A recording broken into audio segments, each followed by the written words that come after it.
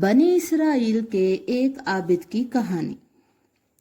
نسو ایک عورت نما آدمی تھا، باریک آواز، بغیر داڑھی اور مونچھ کے نازک انداز کا مرد۔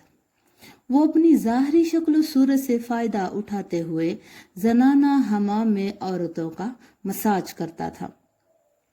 کوئی بھی اس کی حقیقت نہیں جانتا تھا، سب لوگ اس کو عورت ہی سمجھتے تھے۔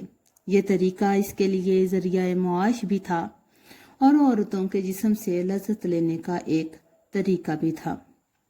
کئی بار ضمیر کے ملامت کرنے پر اس نے اس کام سے توبہ بھی کی، لیکن ہمیشہ توبہ توڑتا رہا۔ ایک دن بادشاہ کی بیٹی حمام گئی۔ حمام اور مساج کرنے کے بعد پتہ چلا اس کا قیمتی موتیوں کا ہار کھو گیا ہے۔ بادشاہ کی بیٹی نے حکم دیا سب کی تلاشی لی جائے۔ سب کی تلاشی لی گئی، لیکن ہار نہ ملا۔ نسو رسوائی کے ڈر کی وجہ سے ایک جگہ چھپ گیا۔ جب اس نے دیکھا شہزادی کی کنیزیں اسے ڈھونڈ رہی ہیں تو اس نے سچے دل سے اللہ کو پکارا، اللہ کی بارگاہ میں دل سے توبہ کی اور وعدہ کیا کہ آئندہ کبھی بھی یہ کام نہیں کرے گا، میری لاج رکھ۔ اچانک باہر سے آواز آئی، نسو کو چھوڑ دو، ہار مل گیا۔ نسو نم آنکھوں سے شہزادی سے رخصتی لے کر گھر آ گیا۔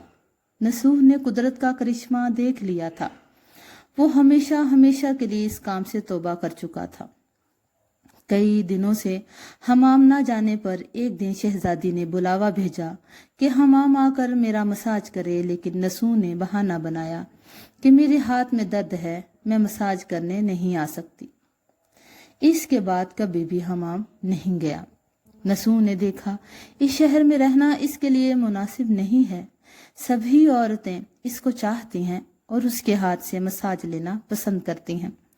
جتنا بھی غلط طریقے سے مال کمایا تھا سب غریبوں میں بانٹ دیا اور شہر سے نکل کر کہیں دور، میلوں دور ایک پہاڑ پر ڈیرا ڈال کر عبادت میں مشغول ہو گیا۔ ایک دن اس کی نظر ایک بھینس پر پڑی جو اس کے قریب گھاس میں چر رہی تھی۔ اس نے سوچا کہ کسی چرواہے سے بھاگ کر یہاں آ گئی ہے، تب تک میں اس کی دیکھ بھال کر لیتا ہوں جب تک اس کا مالک نہ آ جائے۔ لہٰذا اس نے دیکھ بھال کرنے لگا۔ کچھ دن بعد بھینس نے بچہ دیا اور نسو اس کا دودھ استعمال کرنے لگا۔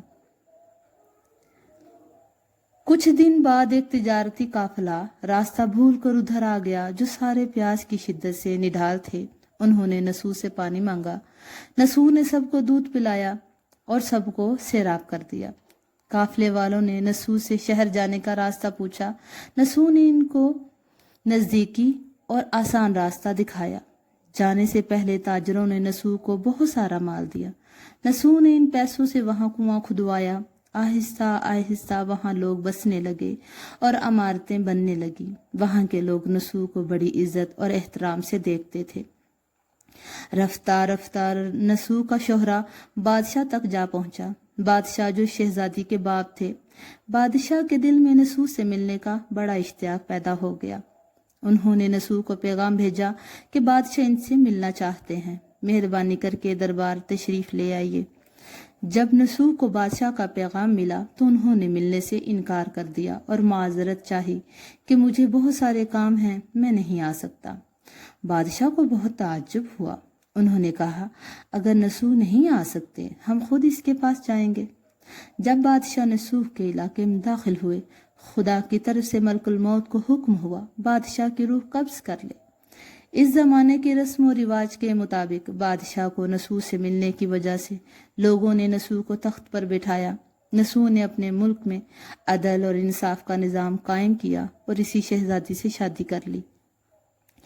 ایک دن نسو تخت پر بیٹھ کر لوگوں کی داد ستانی کر رہے تھے۔ ایک شخص وارد ہوا، کہنے لگا، کچھ سال پہلے میری بھینس گم ہو گئی تھی، آپ کی عدالت سے اپنی بھینس کا طلبگار ہوں۔ نسو نے کہا، تمہاری بھینس میرے پاس ہے، آج جو کچھ میرے پاس ہے وہ تمہاری بھینس کی وجہ سے ہے۔ نسو نے حکم دیا اس کے سارے مال اور دولت کا آدھا حصہ بھینس کے مالک کو دے دیا جائے۔ وہ شخص خدا کے حکم سے کہنے لگا، اے نسو، جان لو نہ میں انسان ہوں نہ ہی وہ جانور بھینس ہے، بلکہ ہم دو فرشتے ہیں، تمہارا امتحان لینے کے لیے آئے تھے۔ یہ سارا مال اور دولت تمہارے سچے دل سے توبہ کرنے کا نتیجہ ہے۔ یہ سب کچھ تمہیں مبارک ہو۔ وہ دونوں فرشتے نظروں سے غائب ہو گئے۔ اسی وجہ سے سچے دل سے توبہ کرنے کو توبۃ النصوح کہتے ہیں۔ یا اللہ، رمضان المبارک کے مہینے میں آپ کی رحمت کے سارے دروازے کھلے ہوئے ہیں۔ اے اللہ پاک، تو ہمیں بھی توبۃ النصوح کرنے کی توفیق عطا فرما۔ آمین ثم آمین۔